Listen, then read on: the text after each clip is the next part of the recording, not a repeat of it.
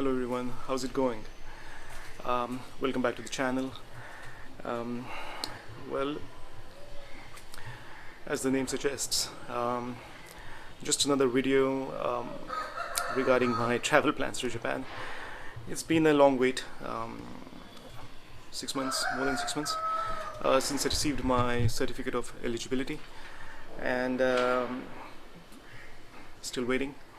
So now with the new Omicron virus, the new variant, I'm not sure how long the wait would be, considering the fact that Japan has already closed its borders to everyone, um, except their own citizens, foreign, um, their nationals staying outside Japan.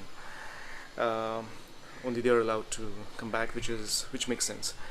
Um, but regarding students, well, it's been a sad second setback.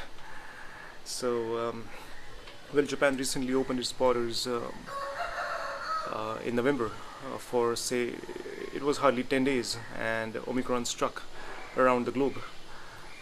It was discovered in South Africa, as you all know by now, and has been raging around the globe for quite a while now. So Japan immediately shut its borders, which I think, in a way, is right to do, and I'll justify that move by giving um, by giving an example. Um, we are all vaccinated by now. I mean, most of us, and the people who are traveling by airlines or whatever means, crossing countries, are the ones who are vaccinated, and still Omicron is being found in different parts of the world. So it's a fact that vaccinated people are carrying it. So whether you're vaccinated at this point or not, you're still going to be contracting the virus, um, and transmitting it, spreading it. So Japan has considered that fact and has closed the borders to everyone. So that's the right move. Again, on the other hand, I would say that, yeah, while that move is fair up to a certain point, um, it it affects students a lot. So there is another way. I mean, they must have already thought about it, but they're waiting for certain results to come out of out of the tests they are conducting on this variant. So now, apart from being vaccinated, passengers are asked to do the RT-PCR test before 72 hours prior to their flight. So even that is not working, because you still find people carrying the virus. So there is that loophole, 72 hours before you do the test, you get the result within 24 hours, you report within 24 hours, then that leaves you with a buffer of 48 hours before the flight. And you can easily catch a virus in 48 hours. So the thing is, you can then, it should be mandatory to do RT-PCR when you land at the destination airport.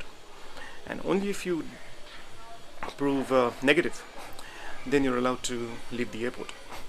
Now, Japan can do the same thing, and I think it has been doing the same thing. Now, to increase the measures or to increase the safety standards, even though a student or a passenger is negative, found to be negative in the RT-PCR after landing, you can still ask him or her to quarantine for 14 days. That is double safety, right, or double precaution. That is what I feel. I mean, if this is not enough, then what is, right? At least let the students come in, do the RT-PCR. He is negative, she is negative, and still ask him or her to do the quarantine. And that should be enough. Apart from that, you don't have to stop a student from continuing his or her career. That would be, wasting time. People have been, like me, have been waiting for 6 months, and there have been cases where Students have been waiting for a year to go to Japan, and it doesn't seem logical to just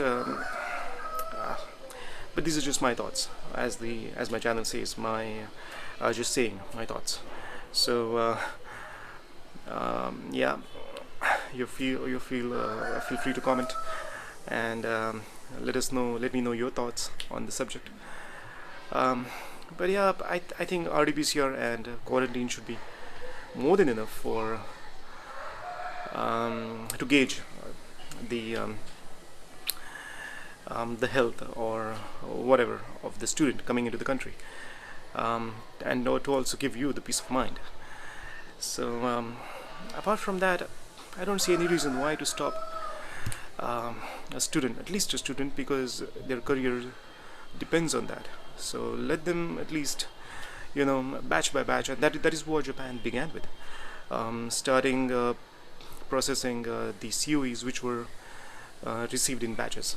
Means Jan batch, January, then April, then July. So I'm in the July batch. So anyways, I was going to wait till February, and I hope that it stays that way. Otherwise, it will be another 3-4 more months if they don't process the previous batches in time. So as of now, Japan is still closed, and I hope they open in the next 4 or 5 days, or reopen, and start processing the applications, because unless that happens, then it's very easy for February to turn into May or even June next year. So I am hoping that won't happen, and I'm just praying that it doesn't happen. That's all I can.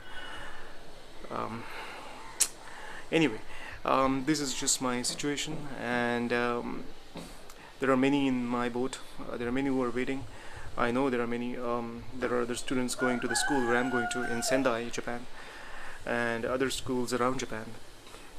So many in Tokyo, actually. So I hope everything runs smoothly. The good thing about Omicron is that it is not deadly. It's dangerous because it can be easily transmitted, easily spread about, but not as deadly as Delta. They say so far, but the tests are still not conclusive, and they're still in the research phase. So let's see how things go. I hope I have something good to say the next couple of weeks regarding travel plans to Japan, regarding the Japanese visa process and everything. Let's hope for the best. Alright, hope you all are doing well. Stay safe. Please know that even if you're vaccinated, you can still contract this Omicron variant. It is highly transmissible, highly vulnerable. We are highly vulnerable to contract this. So please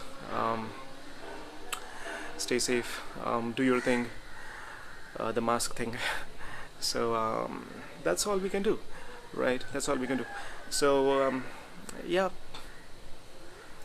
stay positive mentally. All right, take care. We'll see you in the next video. Be safe. Bye.